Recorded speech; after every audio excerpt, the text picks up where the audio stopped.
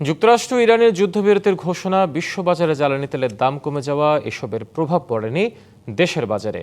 আজও রাজধানীর তেলের পাম্পগুলোই আগের দৃশ্য। মধ্যরাত থেকে থেমে থেমে বৃষ্টি হয়েছে রাজধানীতে।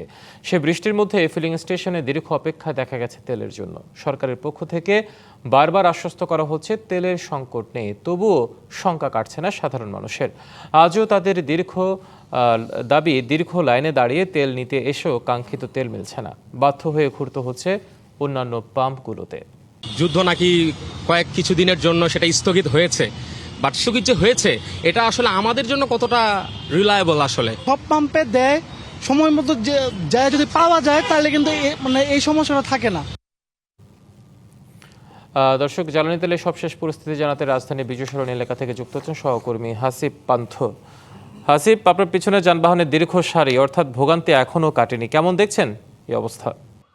বললেন, যদি বলি যে আমার পেছনে দীর্ঘ সারি, স্বাভাবিকভাবেই যদি দেখানোর চেষ্টা করি যে আমার পেছনে যে মানুষগুলো রয়েছে তারা এখন না, বিশেষ করে তারা 3 ঘন্টা 4 ঘন্টা, কেউ মধ্যরাত কিংবা ভোর রাতেও তারা এসেছে, লাইনে দাঁড়িয়েছে, তেলের জন্য অপেক্ষা করছে। তবে আমরা কথা বলেছিলাম, বিশেষ করে রাজধানীর অন্যান্য পাম্পগুলোতেও আমরা সকাল থেকে গিয়েছি, যে বিষয়টি জানতে পেরেছি অধিকাংশ গ্রাহক যারা রয়েছে তারা দেখা যাচ্ছে 2 ঘন্টা 3 ঘন্টা একটি পাম্পে তারা অপেক্ষা করলেও একটি পর্যায়ে কিন্তু দেখা গিয়েছে তারা সেই পাম্পের তেল দেওয়া বন্ধ করে দিয়েছে।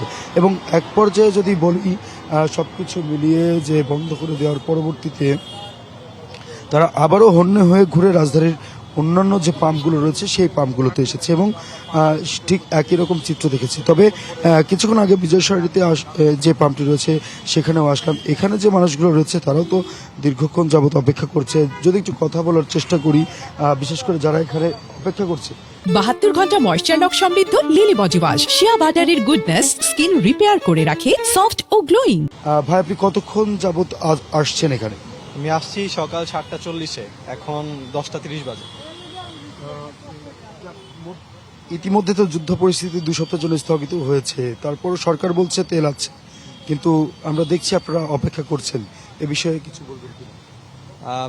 তেল তো আছে, তেল বাংলাদেশে তেল না এরকম না, কিন্তু অনেকে আমার মনে হচ্ছে যারা রাইড শেয়ার করছে তাদের তো প্রতিদিনই তেল নিতে হচ্ছে, প্রতিদিন না নিলেও 2 দিন পরে পরে তেল নিতে হচ্ছে। আর একটা কথা, অনেকে আবার কিছু এই সময়টাকে কাজে লাগিয়ে দেখা যাচ্ছে যে তেল মজুত করছে অনেকে। আমার পরিচিত অনেকে আছে, আমি দেখেছি যে তেল মজুত করছে, ওরা হচ্ছে প্রতিদিনই কোনো না কোনো পাম্পে যে তেল মজুত করছে, তেল নিয়ে সেটা হচ্ছে তারা বাসায় মজুত করছে এবং ওই তেল হচ্ছে পরবর্তীতে অনেক অন্য মানুষের কাছে সেলও করছে বেশি দামে। এটাও হচ্ছে আর কি এরকম। এটা তো কিভাবে আপনি আইনে আওতায় আনবেন? এটা তো কোনোভাবেই সম্ভব হচ্ছে না। কথা বলছিলাম বিশেষ করে একজন গ্রাহকের সাথে, তিনি জানাচ্ছিলেন বাস্তব চিত্র যেটি।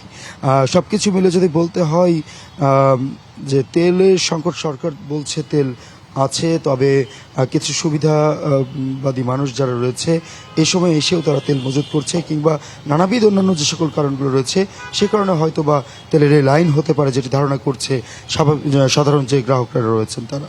তবে পরবর্তী কোনো তথ্য পেলে হিমাদ্রি অবশ্যই সেটা আপনার মধ্যে। হাসিব, ধন্যবাদ আপনাকে যুক্ত হওয়ার জন্য।